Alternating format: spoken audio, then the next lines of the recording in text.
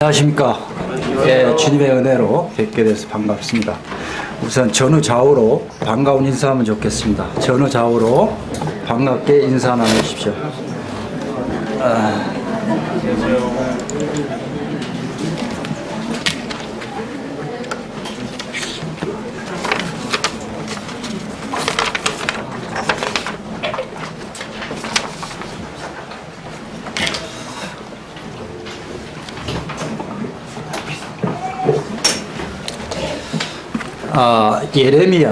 예레미야 29장 11절부터 13절을 열어보겠습니다.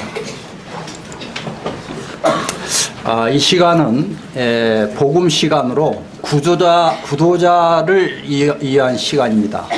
그래서 이제 제가 구도자를 중심으로 이제 말씀을 증가할 터인데, 그럼 성도님들은 필요 없냐? 그것이 아닙니다. 우리 성도님들에게는 전도 훈련 시간이 되고, 그리고 이제 또 처음 사랑을 회복하는 그런 시간이 되고, 또 구령의 열정을 이렇게 고치하는 이런 시간이 되는 것입니다. 이런 시간이 되기를 빕니다. 예레미야 29장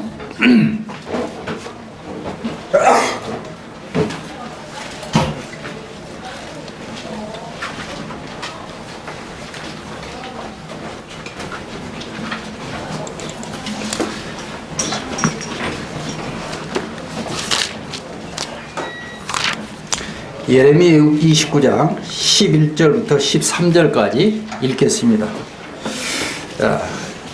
시작. 여호와의 말씀이니라. 너희를 향한 나의 생각을 내가 아나니 평안이요 재앙이 아니니라. 너희에게 미래와 희망을 주는 것이니라.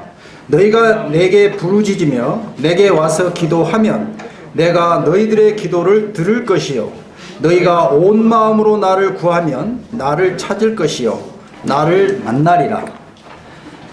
말씀의 내용은 하나님을 기도로 만나라는 것입니다. 하나님을 만나기 위해서는 기도가 절제 필요합니다. 기도.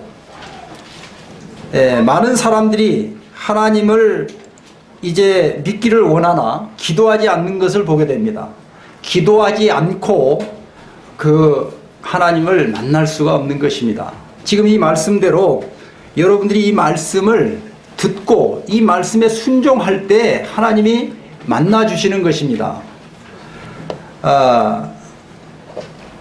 그래서 이 말씀대로 만든 기도문입니다. 이게.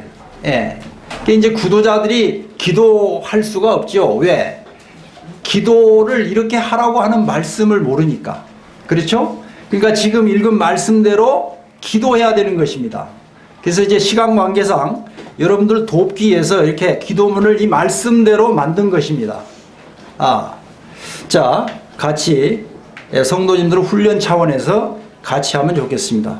자, 큰 소리로 보고 기도합니다. 시작. 이 시간 저의 모든 생각을 버리게 하여 주시고 겸손한 마음으로 하나님의 말씀을 잘 듣게 하사 죄를 깨닫게 하여 주셔서 하나님께 정직하게 회개할 수 있도록 도와주십시오. 주 예수 그리스도 이름으로 기도합니다. 아멘. 이 기도가 여러분 연약해 보일지 모르지만 말씀대로 만든 기도문입니다. 여기 내 의지와 노력으로 할 수 있는 부분이 하나도 없습니다. 여러분 의지와 노력으로 믿음으로 생각을 버릴 수 있겠습니까? 하나님이 도우셔야 버리게 되는 것입니다. 그래서 버리게 해달라고 구해야 되는 것이고, 그리고 여러분 이 겸손한 마음이 우리는 없어요. 이 죄가 교만으로부터 왔기 때문에 우리는 구원받아도 여전히 하나님 앞에 교만한 것입니다. 그래서 이 겸손하게 해주시는 분은 하나님, 곧 성령 하나님이 내 기도를 기뻐 받으시고 도우사 겸손해지는 것입니다. 그리고 여기 죄를 깨닫게 해달라. 죄도 내 의지와 노력으로 깨달을 수가 없어요. 죄를 깨닫게 해달라고 하나님께 구할 때 하나님이 성령님께서 내 기도를 기뻐 받으시고 말씀을 통해서 죄를 깨닫게 해주시는 것입니다. 이 기도를 계속해서 반복하시기 바랍니다. 그러면 제가 이제 대표 기도를 하겠습니다. 하나님 아버지 감사합니다. 참 저희들을 지으시고 또 지으셨을 뿐만 아니라 지금 이 시간에도 함께 해 주셔서 저희를 하나님을 믿으나 믿지 않으나 참 하나님께서 창조하신 것들을 저희로 다 참 이 하나님의 은혜를 입게 해 주시고 또 지금 이 시간에도 생명의 호흡을 공급하시는 참으로 자비로우신 하나님이신 것을 기억합니다.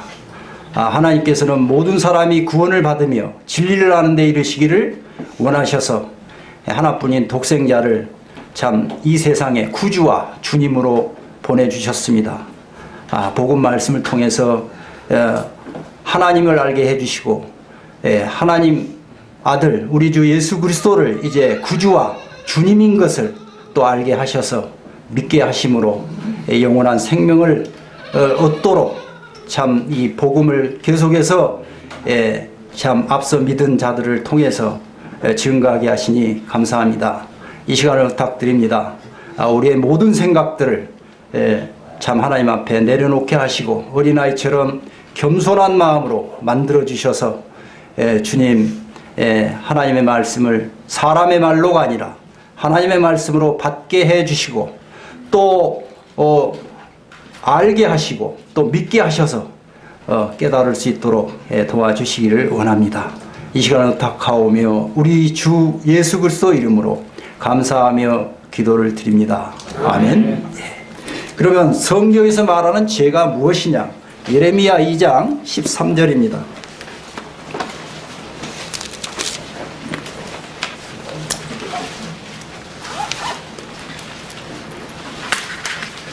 성경을 모르면 죄에 대해서 모르는 것입니다. 알 수가 없어요.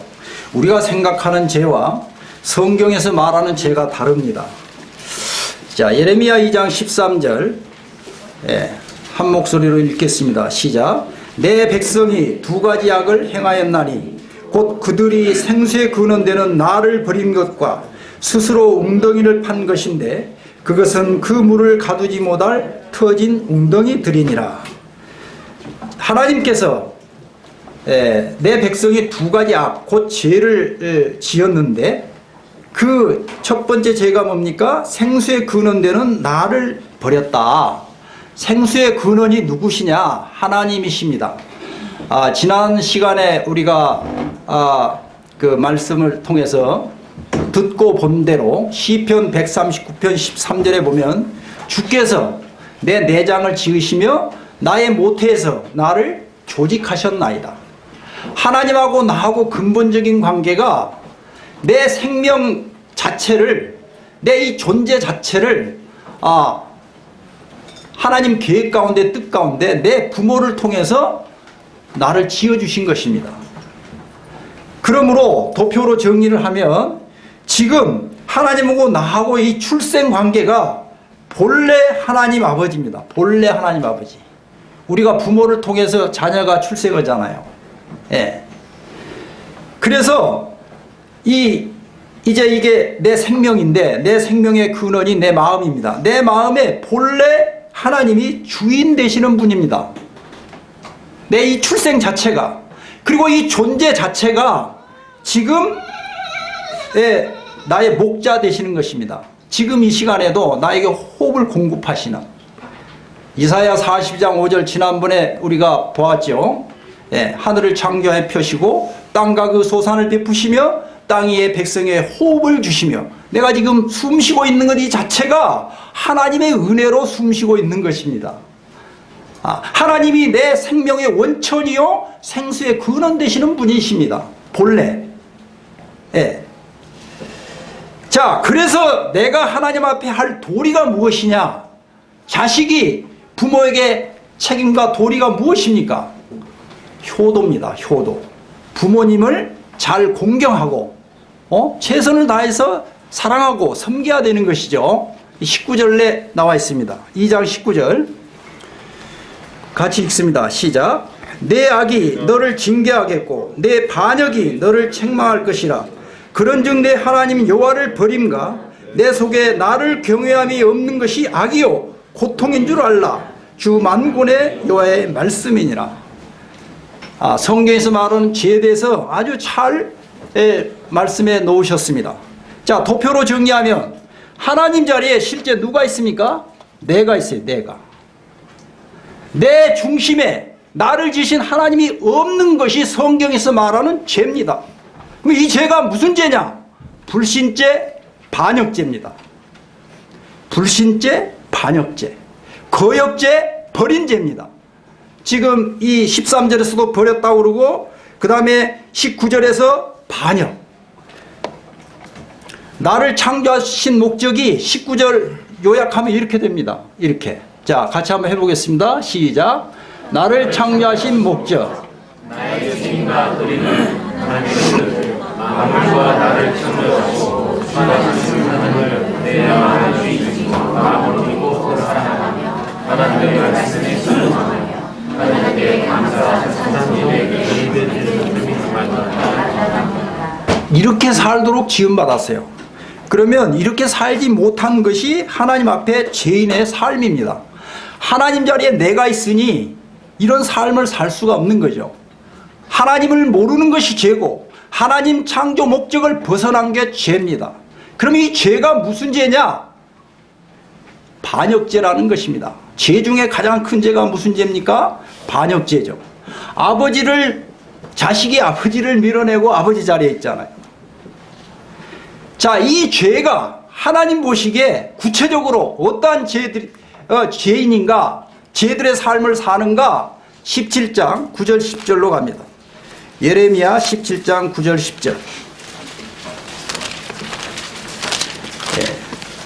성경 말씀은 성경 66권 이 각 권마다 죄에 대해서 철저하게 가르치고 증가하고 있는 것입니다. 예레미야 17장 9절 10절 같이 읽겠습니다. 시작.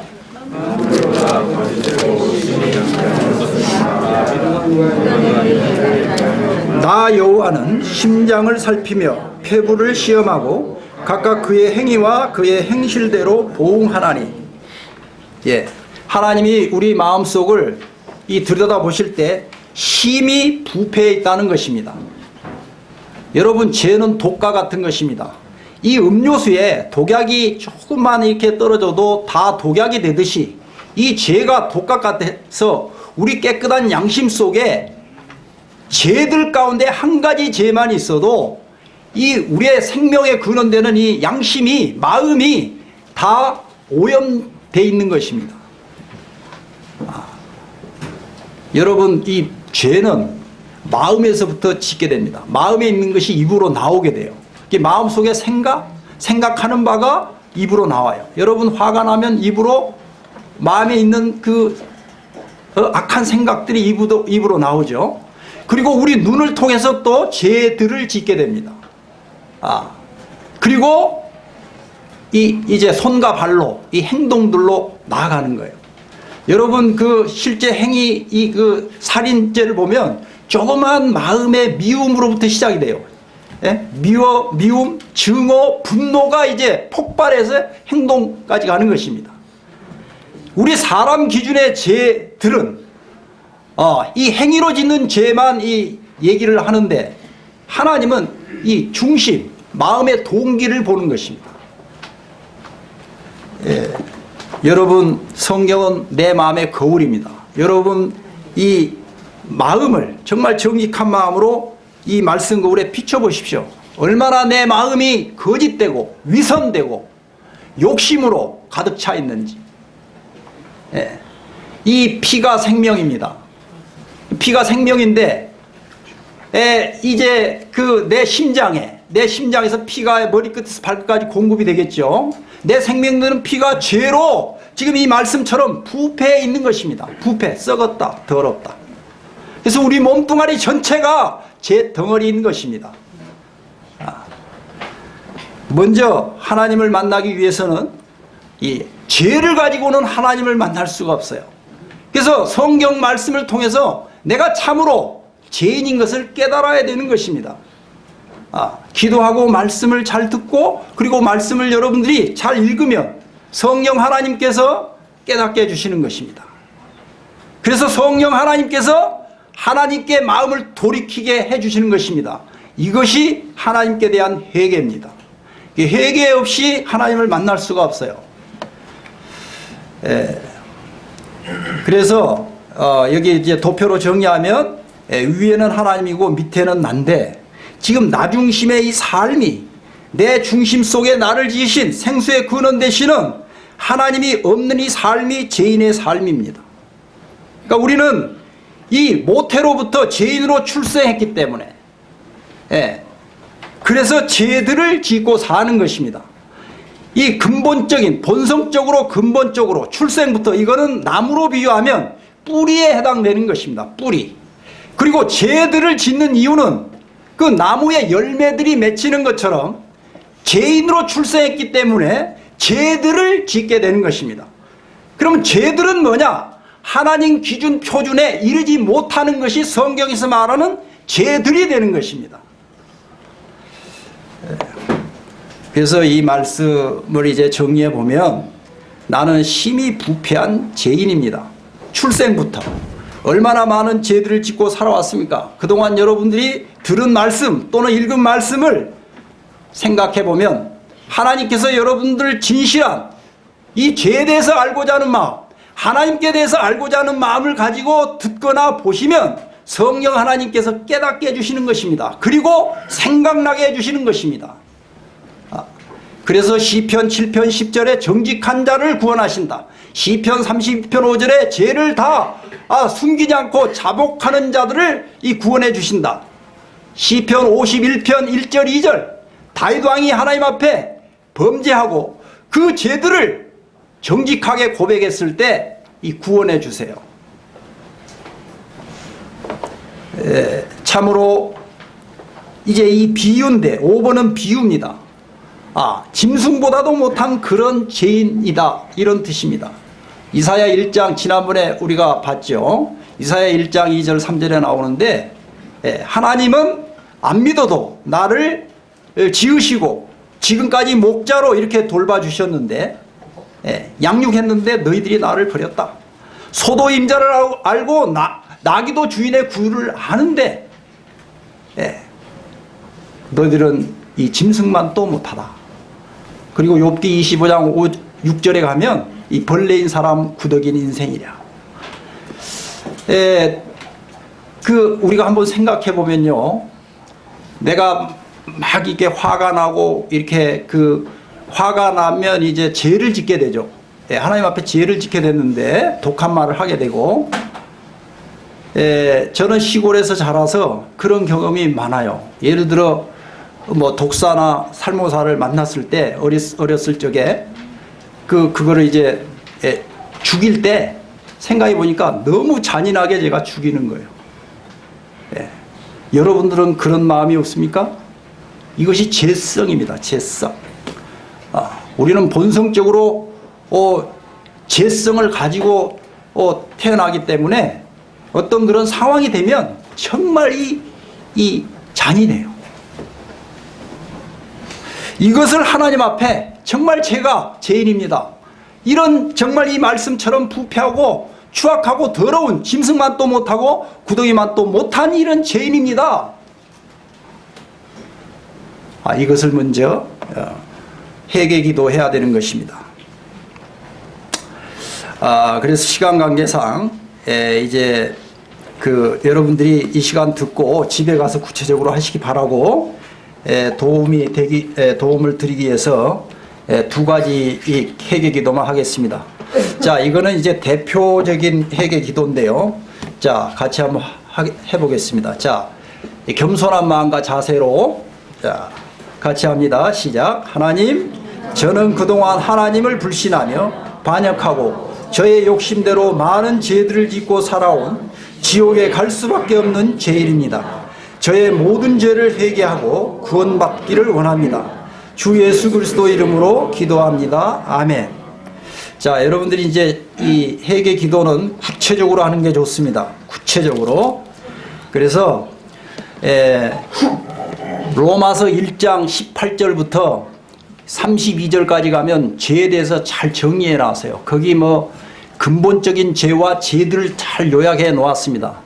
거기 이제 그 중심 말씀이 로마서 1장 28절에 보면 하나님 두기를 싫어한 죄. 하나님 두기를 싫어한 죄. 왜? 내가 주인 되고 왕 되고 하나님처럼 살고 싶어 가지고 그게 이제 본성적인 그런 뿌리에 해당되는 죄입니다. 그리고 29절부터 32절 보면 이제 죄들이 나오는데 거기에 빠져 있는 죄가 있어요. 거기 29절부터 31절까지 빠져 있는 죄가 마태복음 5장 28절에 보면 음욕을 품는 자마다 이미 간음했다. 이 죄가 빠져 있어요. 그러니까 마태복음 5장 27절부터 29절까지 읽으면 아, 내가 하나님 앞에 간음죄가 있구나를 깨닫게 되는 것입니다. 그래서 간음죄를 추가하고 그리고 비유로 짐승만도 못한 죄가 빠져 있어요. 이거 추가하고 그리고 벌레만도 못한 죄 추가하고 그러면 성경에서 나오는 모든 죄들이 총망라되어 있어요. 그걸 놓고 정말 여러분들이 진실하게 하나님은 내 중심에 정직한 마음, 진실한 마음을 보시는 것입니다. 진실한 마음을 보시고 성령 하나님께서 보고 드는 말씀을 사용해서 죄들을 깨닫게 해요. 죄와 죄들을 깨닫게 하는 것입니다. 그리고 회개케 하는 거예요. 하나님이 하시는 것입니다. 전도자가 하는 게 아니고 구도자 본인이 하는 게 아니고 하나님 앞에 믿고자 하는 마음, 간절히 찾고자 하는 마음, 그 진실한 마음을 보시고 성령 하나님이 지금 이 지상에 계세요. 이따 이제 보겠습니다만 그래서 이 기도를 집에 가서 꼭 하시기 바랍니다. 그러면 이 기도를 하고 이제 구원의 말씀을 증거하겠습니다. 자, 이 기도하겠습니다. 시작. 하나님, 저는 죄인으로 출생하여 하나님을 불신하며 내 마음대로 내 뜻대로 내 욕심대로 많은 죄를 짓고 살아온 지옥에 갈 수밖에 없는 죄인인 것을 회개합니다. 저의 모든 죄를 사함받고 구원받기를 원합니다. 주 예수 그리스도 이름으로 기도합니다. 아멘. 기도하겠습니다.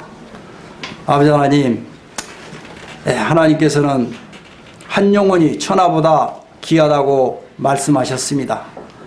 참 저희들을 무조건 참 사랑하심으로 저희 모든 사람을 참 죄인으로 출생하여 죄들을 짓고 죄의 형벌로 죽을 수밖에 없고 또 지옥 갈 수밖에 없는 저희들을 건지시고 살려주시기 위하사 하나뿐인 독생자 우리 주 예수 그리스도를 이 땅에 참 구주와 주님으로 보내주셨습니다. 참 이 시간을 의탁합니다. 주님의 크신 이름과 영광을 위하사 성령 하나님께서 구원의 말씀을 증거하시고 또 역사해 주셔서 이 시간에 구원이 필요한 모든 사람들을 구원 얻는 은혜를 입게 해 주시기를 원합니다. 사탄의 계획과 공격을 우리 주님의 능하신 이름으로 물리쳐 주시고 우리 모두의 마음을 겸손한 마음으로 참 만들어 주셔서 하나님의 말씀을 구원의 말씀으로 받아 구원 받을 수 있도록 은혜를 내려 주시옵기를 원합니다. 이 시간을 의탁하오며 우리 주 예수 그리스도 이름으로 감사하며 기도를 드립니다. 아멘. 이사야 7장 14절입니다.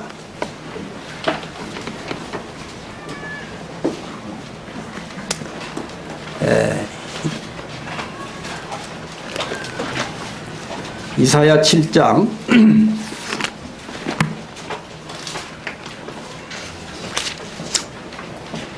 7장 14절 가기 전에 도표 주목하시면 요한복음 5장 39절에 주님께서 이렇게 말씀하셨죠. 너희가 성경에서 영생을 얻는 줄 생각하고 성경을 연구하거니와 이 성경은 내게 대해서 증거하는 것이다. 이 성경책은 하나님의 말씀 책으로 예수 그리스도를 증거하는 책입니다. 그럼 구약은 예수님에 대한 예언이요 모형 그림자에 해당되고 신약은 예언의 성취 예수님의 실체에 해당됩니다.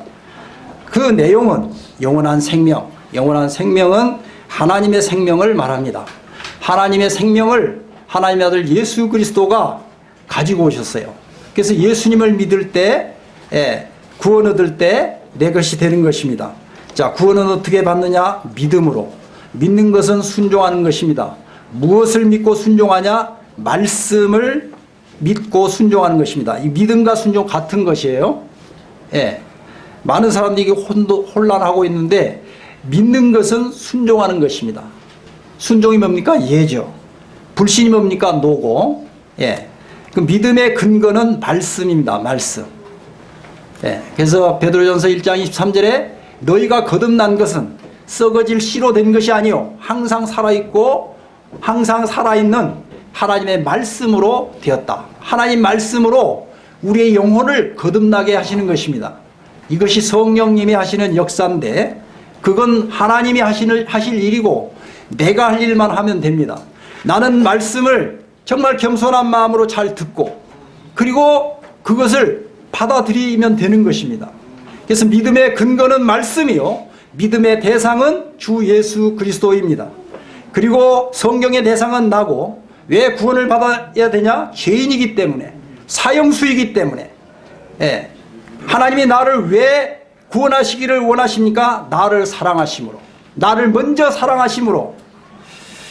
자, 이제 예수 그리스도에 대해서 구원의 진리에 대해서 증거하겠습니다. 이사야 7장 14절 읽습니다. 시작. 그러므로 주께서 친히 징조를 너에게 주실 것이라. 보라, 처녀가 잉태하여 아들을 낳을 것이요 그의 이름을 임마누엘이라 하리라.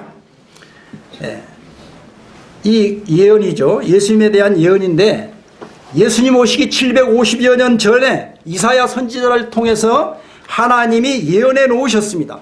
여기 내용을 보시면 처녀가 잉태하여 아들을 낳는다. 여러분 지식과 지혜로 이 말씀이 이해가 되십니까? 성경은 내 생각이 내 지혜가 들어가는 순간 이 믿을 수가 없어요. 어떻게 처녀가 아들을 낳을 수 있어요? 하나님이 아니시면 할 수가 없는 것입니다. 그리고 이름도 이렇게 정해 놓았어요. 임마누엘이라고. 이사야 53장 5절 6절입니다.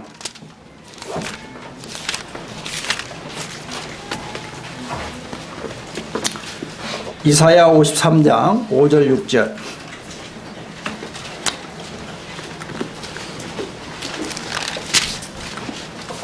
성경은 나에게 주신 책입니다. 그러므로 성경의 주인공은 예수님이기 때문에 이사야 53장 5절 6절을 읽으실 때 그를 예수로 우리를 나로 바꾸어 읽으시면 도움이 됩니다. 자, 5절 6절 함께 읽겠습니다. 시작. 예수가 찔림은 나의 허물 때문이요 예수가 상함은 나의 죄악 때문이라. 예수가 징계를 받음으로 나는 평화를 누리고 예수가 채찍에 맞음으로 나는 나음을 받았도다. 나는 다 양 같아서 그릇 행하여 각기 제 길로 갔거늘 여호와께서는 나의 모든 죄악을 예수에게 담당시키셨도다. 십자가 사건이죠. 여러분이 이 십자가 사건을 잘 보면 십자가에서 이 말씀대로 실제로 예수님이 말씀대로 오셔서 다 이루어 놓으셨어요. 이제 신약으로 증거해 보겠습니다. 마태복음 1장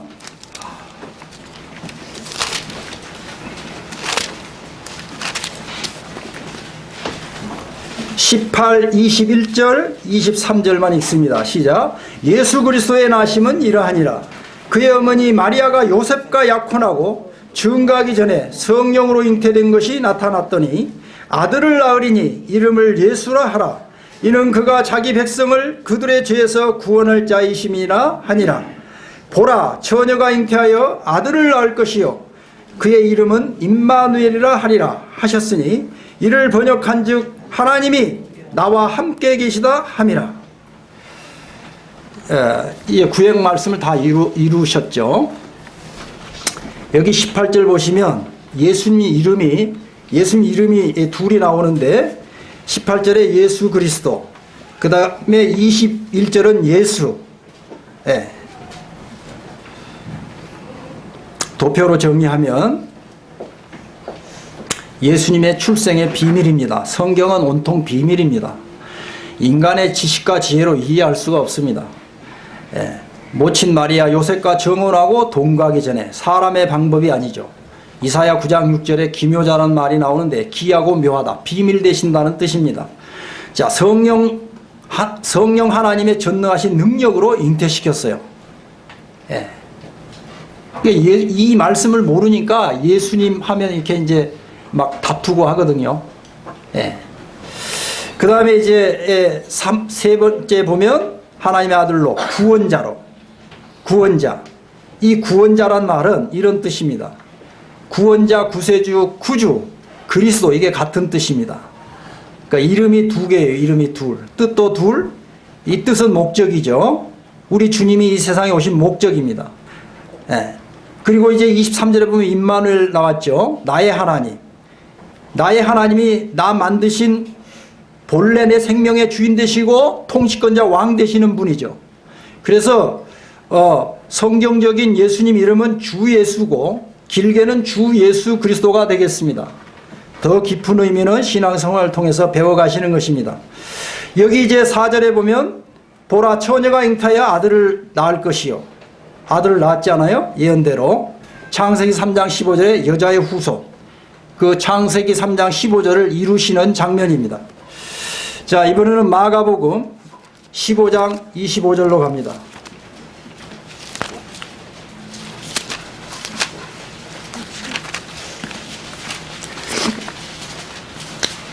마가복음 15장 25절.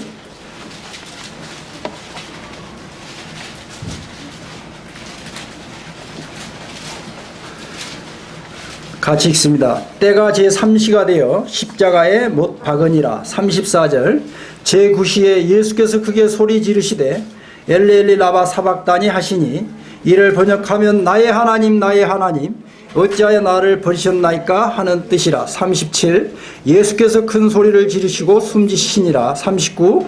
예수를 향하여 섰던 백부장이 그렇게 숨지심을 보고 이르되 이 사람은 진실로 하나님의 아들이었다 하니라. 이 복음은 십자가의 비밀입니다. 자, 이 말씀을 통해서 십자가의 비밀을 한번 풀어보겠습니다. 자, 십자가에 이사야 53장 5절 6절 말씀대로 5절 말씀대로 지금 이렇게 달리셨어요. 자, 못장을 통해서 피가 흐르겠죠. 피가 흐르면 죽습니까? 삽니까? 왜 죽습니까? 피가 생명이 때문에 죽는 것입니다. 자, 여러분이 이제 이 말씀을 나의 지정의를 다 사용하는 것입니다. 자, 얼마나 고통스럽겠어요. 지금 예수님은 누구십니까? 첫 번째 하나님의 아들이시죠. 죄가 있어요, 없어요? 왜 없습니까? 하나님의 아들이시기 때문에 죄가 없습니다. 그러니까 죄가 없도록 하기 위해서 여자의 후손으로 출생하게 된 거죠. 그리고 이 장면이 얼마나 고통스럽겠습니까? 저는 그 시골에서 이제 이게 풀 벨 때 이렇게 낫으로 이렇게 벨 때 깊이 베면 깊이 벤 만큼 아프고 또 바느질 하다가 이렇게 손끝만 이렇게 해도 깜짝 놀랄 정도로 아프죠. 그런데 지금 이 예수님은 이 양손 양발에 대못이 박혔어요. 얼마나 고통스럽겠습니까? 자, 이 지금 34절에 나의 하나님 어찌하여 나를 버리셨나이까? 이게 고통스럽다는 절규입니까? 평안하다는 절규입니까? 고통스럽다는 절규죠. 얼마나 고통스럽겠습니까? 자, 누구 때문에 지금 이 하나님의 아들 예수님이 이런 고통과 고난을 받고 계십니까? 누구 때문에? 내 죄 때문에.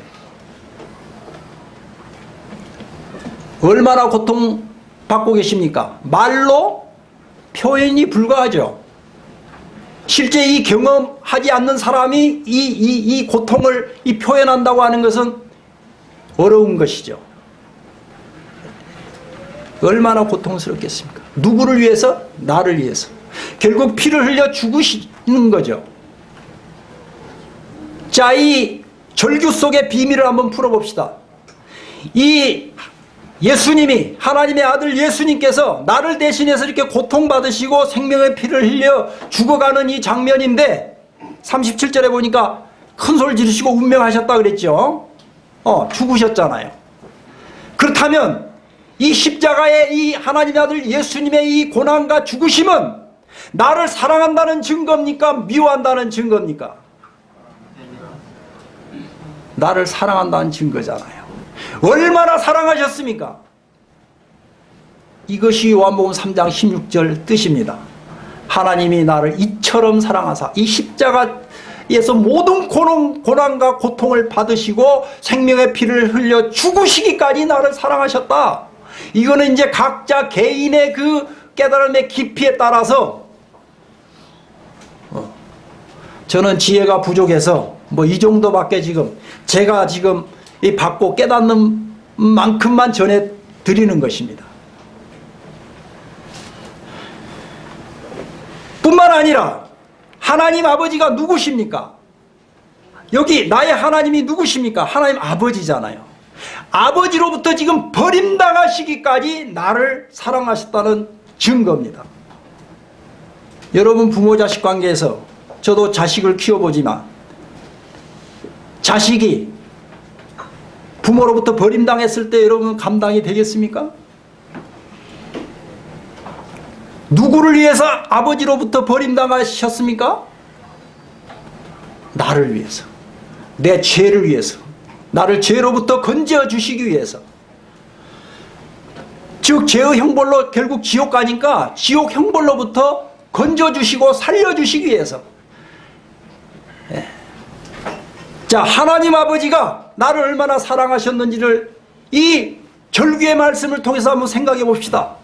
하나님 아버지는 나를 의롭게 심판하셔야 될 재판장입니다. 재판장.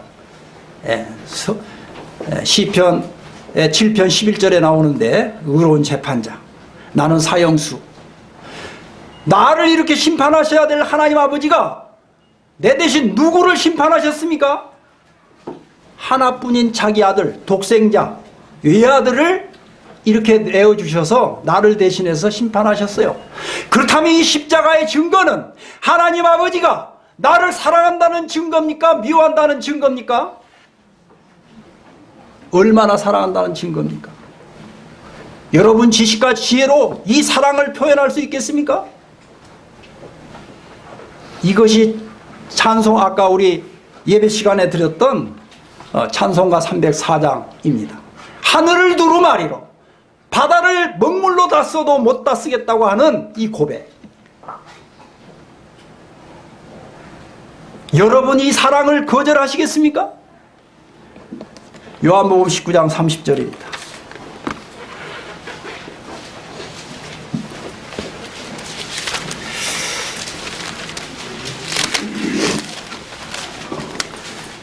요한복음 19장 30절 같이 읽습니다. 시작. 예수께서 신 포도주를 받으신 후에 이르시되 다 이루었다 하시고 머리를 숙이니 영혼이 떠나가시니라. 큰 소리를 지르시고 운명하셨어요. 그래서 정리를 하면 이렇게 됩니다. 자, 같이 도표를 보시고 자, 같이 함께 읽겠습니다. 시작. 다 이루었다의 뜻, 나의 모든 죄의 값을 예수님께서 그의 피로 영원히 다 갚아주셨다. 영원히 다 지불하셨다. 영원히 깨끗이 씻어주셨다. 이런 뜻입니다. 이건 이제 각자 이제 각자 다 이 감동 받는 대로 표현하면 되는 거죠. 어떤 분은 1번으로, 어떤 분은 3번으로 이건 개인차가 있는 것입니다. 깨달음과 어떤 감정과 이 의지 다 우리 각 사람의 개인 차이가 있어요. 지성, 감성, 자유의지 획일적인 것이 아니죠. 그리고 이제 34절 그중 한 군인이 창으로 옆구리를 찌르니 곧 피와 물이 나오더라. 자 40절 이에 예수의 시체를 가져다가 유대인의 장례법대로 그 향품과 함께 세마포로 쌌더라. 장사 준비. 42절 읽습니다. 이날은 유대인의 준비일이요 또 무덤에 가까운 거로 예수를 거기 주니라. 유대인의 예비일은 오늘날 금요일입니다. 금요일 오전 9시에 못이 박혀서 오후 3시에 운명하셨어요. 6시간 동안 얼마나 그 고통을 당하셨겠어요. 6시간 동안이나. 그리고 오후 3시에 운명하시고 장례 준비를 거쳐서 그 나라 장례법대로 이제 아마 4시에서 한 6시 사이에 장사를 지냈을 것입니다. 그리고 시간이 갑니다. 20장 19절. 이날 곧 안식 후 첫날 저녁 때에 제자들이 유대인들을 두려워하여 모인 곳에 문들을 닫았더니 예수께서 오사 가운데 서서 이르시되 너희에게 평강이 있을지어다.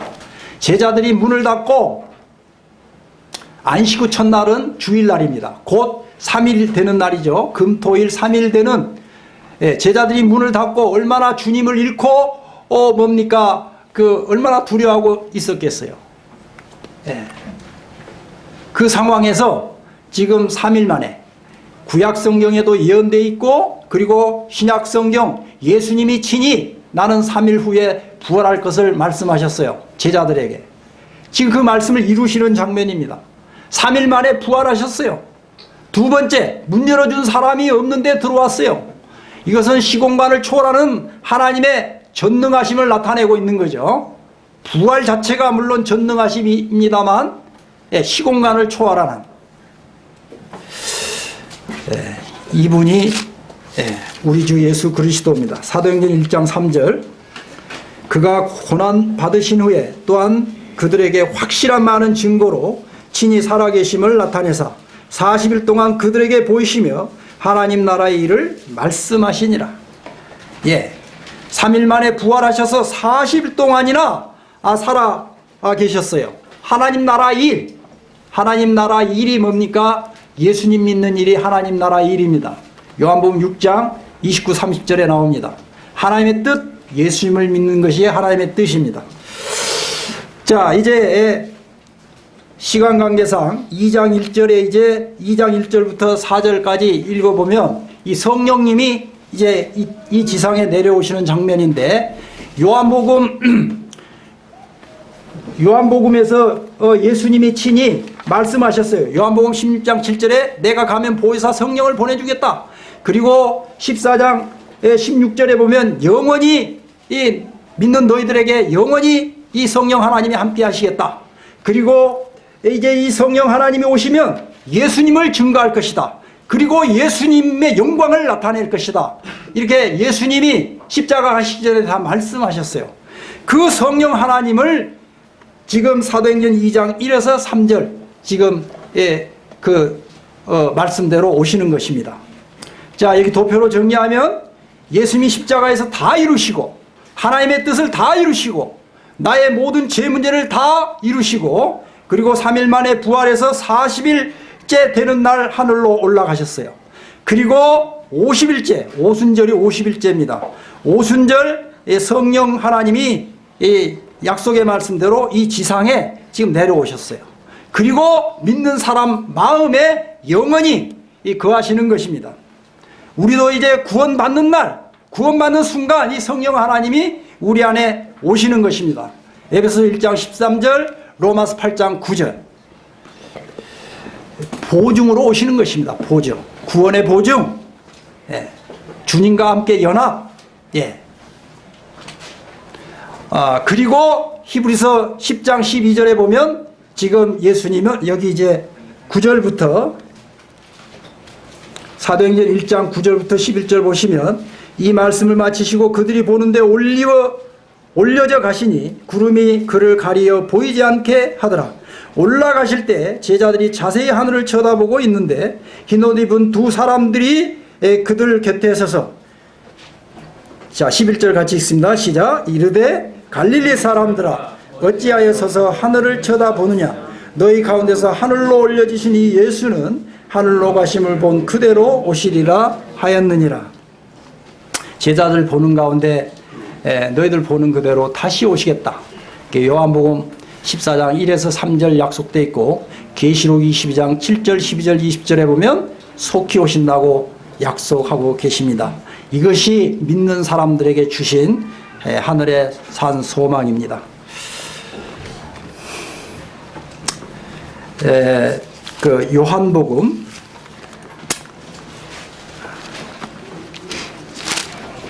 요한복음 3장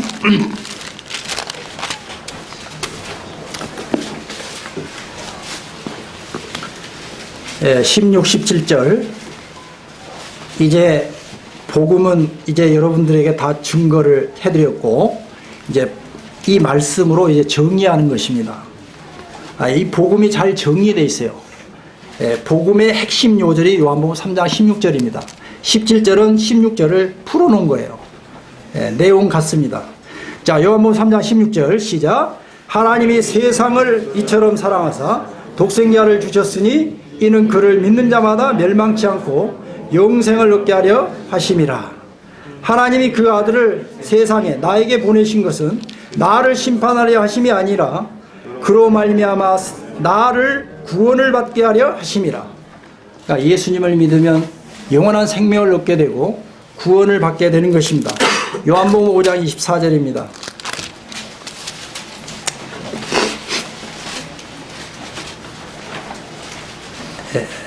또 같이 읽습니다. 시작. 내가 진실로 진실로 너에게 이르노니 내 말을 듣고 또 나 보내신 이를 믿는 자는 영생을 얻었고 심판에 이르지 아니하나니 사망에서 생명으로 옮겼느니라. 이제 예수님을 믿게 되면 영원한 생명을 얻을 뿐만 아니라 사망에서 생명으로 지옥에서 천국으로 옮겨진 것입니다. 하나님의 아들의 나라로 옮겨 주신 거죠. 자, 이번에는 요한복음 10장 28, 29절입니다.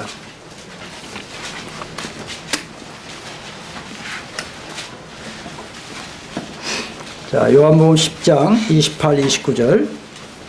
이 말씀은 구원의 안전성, 영원성을 약속하고 있습니다. 요한복음 10장 28, 29 시작. 내가 그들에게 영생을 주노니 영원히 멸망하지 아니할 것이요 또 그들을 내 손에서 빼앗을 자가 없느니라. 그들을 주신 내 아버지는 만물보다 크심에 아무도 아버지 손에서 빼앗을 수 없느니라. 자, 이 부분은 좀 실습이 필요해요. 우리 중근 형제 앞으로 좀 나와서 실습. 이제 구도자에게 복음을 증가하시고 구도자가 이제 믿는다고 하는 반응을 보이면 이렇게 해주시면 좋습니다. 이게 신앙생활에 굉장히 도움이 많이 돼요. 제가 예수님 역할합니다. 내가 너에게 영생을 주노니, 받아들였죠? 이 상황입니다. 영원히 멸망치 아니할 터이요 또 내 손에서 빼앗을 자가 없다. 그리고 로마서 8장 이제 31절 이하에 39절까지 또 증가하고 있어요. 2중 3중. 그리고 이사야서 49장 15절에 가면 또 15절 16절에 가면 증가하고 있어요. 그 다음에 이제 아버지 손이 29절에 아버지 손이 또 붙잡고 있습니다. 그럼 내가 놓아버릴지라도 예수님 손과 아버지 손을 놓지 않는 것입니다. 이것이 구원받는 순간 이게 내 것이 된 거예요. 이 말씀이 내 것이 된 것입니다. 그래서 주님 계시는 데까지 이르도록 앞서서 붙잡고 이끌어가는 거예요. 이끌어. 여기 지금 내가 하는 게 아니에요. 내가 하는 게 아니고 나는 붙잡혀가는 거예요. 그러면 여러분 내일의 삶 가운데 순종한다가 맞겠어요? 순종되어진다가 맞겠어요? 순종되어진다가 맞는 것이죠. 이런 놀라운 구원을 받은 거예요. 나는 잠잘 때 잠자지만 또 주님을 잃어버릴 수도 있지만 예수님은 나의 그 믿음을 보시고 이렇게 말씀으로 붙잡아 버린 거예요. 그리고 성령을 내 안에 보내서 이거 보증하신 거예요. 보증.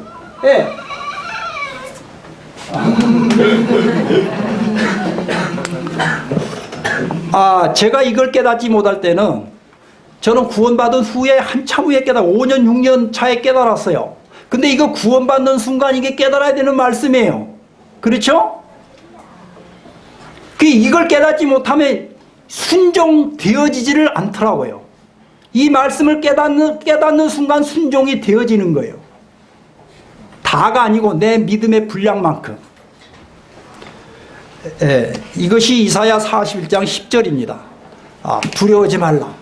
내가 네 하나님이 된다. 내가 참으로 나의 의로운 오른손으로 도와주겠다. 붙들겠다. 그러니까 사도 바울이 빌립보서 4장 12절입니까? 붙잡힌 바 된 그것을 쫓아간다. 언제 붙잡혔어요? 다메섹 도상에서 구원받는 순간 붙잡혔습니다. 우리 모두는 구원받는 순간 주님 손에 다 붙잡혀버린 거예요. 예. 그래서 지금 이 하나님 보좌 우편에 계신 우리 주님께서 이분을 믿는 거예요. 이분을 말씀을 통해서 우리 안에 믿는 거예요. 그러면 성령 하나님이 보증으로 보내주시는 거예요. 그래서 이 하나님 보좌 우편에 계신 이 우리 주님이 나의 연약을 위해서 뭡니까? 중보기도 하고 계시고, 히브리서 7장 24, 25절. 그리고 내 안에 오신 성령 하나님도 로마서 8장 26, 27절 나의 연약을 위해서 중보기도 해주세요. 그래서 우리가 주님을 믿고 살게 되는 것입니다. 자, 이제 이번에는 영접입니다. 자, 요한복음 1장 12, 13절.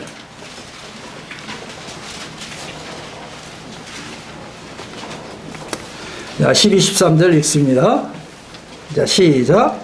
영접하는 자 곧 그 이름을 믿는 자들에게는 하나님의 자녀가 되는 권세를 주셨으니 이는 혈통으로나 육정으로나 사람의 뜻으로 나지 아니하고 오직 난 자들이니라. 여기 이제 예수님을 영접하면 자, 믿는다, 영접한다, 순종한다 같은 뜻입니다. 그러면 하나님 자녀 되는 권세를 주세요. 그래서 13절의 말씀으로 보증합니다. 하나님께로 난 자, 거듭난 자가 되는 것입니다.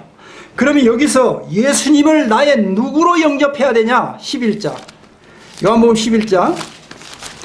예수님을 나의 누구로 영접하는가가 매우 중요합니다. 요한복음 11장 24절. 마르다가 이르되 마지막 날 부활 때에는 다시 살아날 줄을 내가 아나이다. 여기 지금 마르다 여자하고 예수님하고 지금 신앙 대화를 하고 있어요. 자, 25에서 27절까지 읽습니다. 시작.